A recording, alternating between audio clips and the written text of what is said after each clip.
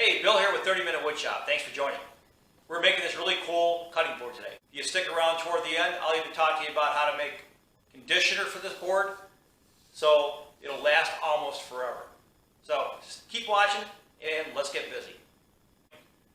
Today I'm pulling out all my small pieces and my offcuts, and I want to show you how to make a really simple and easy cutting board. Alright, one of the first things you want to do is choose your pieces. You want them to be about an inch thick, roughly 7/8 at least, because we're going to plane this board down to about 3/4. Pick your pieces. If you don't have pieces, like I said, there's a link in the bottom.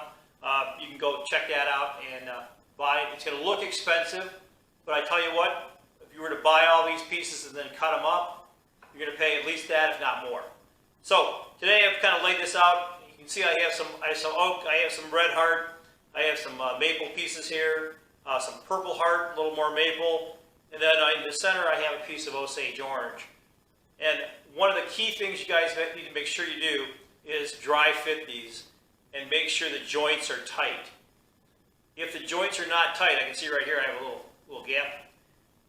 What happens is water, even though you put glue in there, water will get in and eventually the glue joint will fail. So make sure you joint these edges really well. A couple ways you can joint them, I'll show you in a second, with a jointer plane, with a jointer, a power jointer. I have one of those, which these pieces are just too small to run on that thing. It's a dangerous piece of equipment. And you can also use a table saw with a really good blade. I'll put a link in the bottom for a Forester Woodworker 2 blade. It's expensive, but it's one of the best blades made, and it will always give you a super smooth cut for glue ups. So keep watching. Let's get to these. I have the parts laid out on the clamps. A couple things. You'll notice some wax paper here. That's how I keep the glue off my clamps. One thing I didn't mention is once you get the pieces set the way you want them, in the pattern you want, kind of mark them off. I put a giant triangle on here just so I know which parts went where. I'll align them a little bit differently than what they were aligned then, but pretty easy to do. Now all we want to do is turn all these parts up so I have the glue face up. We'll throw some glue on it and we'll clamp it.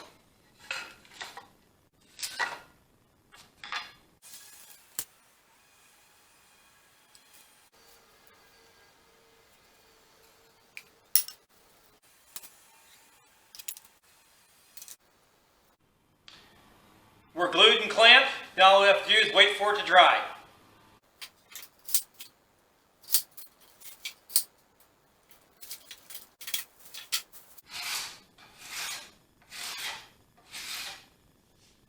Okay, using a succession of tools and primarily a card scraper. You can check that out in my video on how to sharpen and use a card scraper.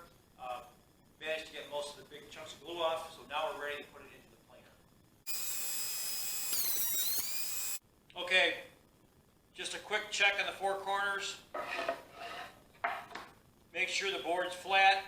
Planer will not flatten anything. It merely surfaces. If it goes in warped, it'll flatten it. It'll pop back out warped.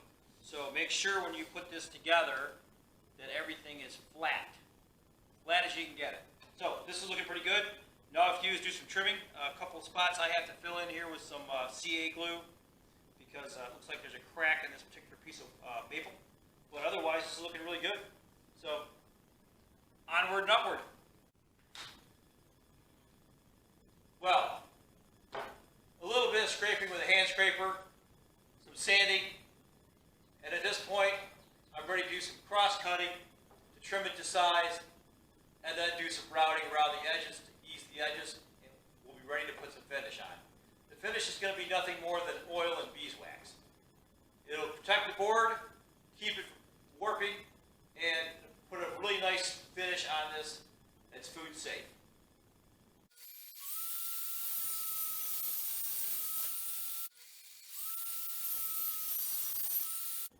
So closing on the final few minutes of this project, all I'm doing now is throwing in an 1/8 inch radius using my router. Very quick and very easy.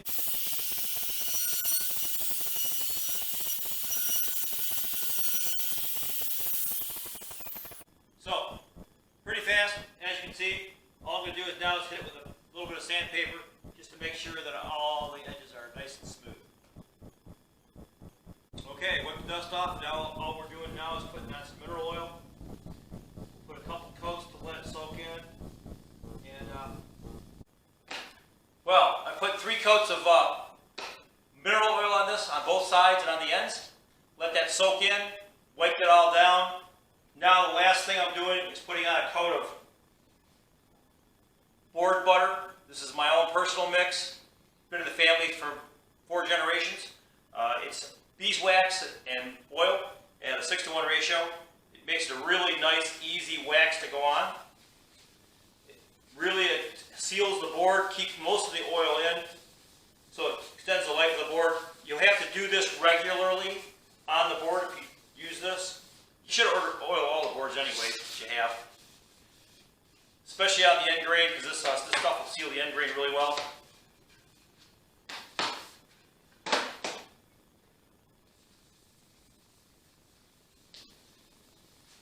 And there you have it. Last thing you might want to do is do a quick once over to wipe it down.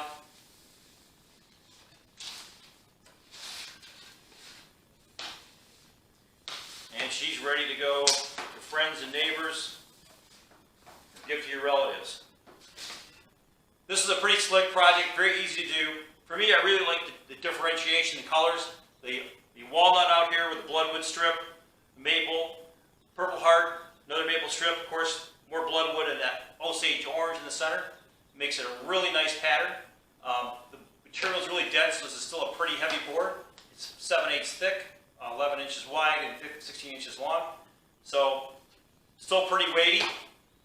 Great, this thing will last a lifetime. Easy for you to make. If you don't have the materials like I had laying around, there's links to the bottom for some board kits. You can pick one of those, and if you like it, put one together and see what it does. So, on that note, folks, I had a good time making this. Hope you got something out of this. Please hit like and subscribe. I'd appreciate that a lot. And until next time, good making.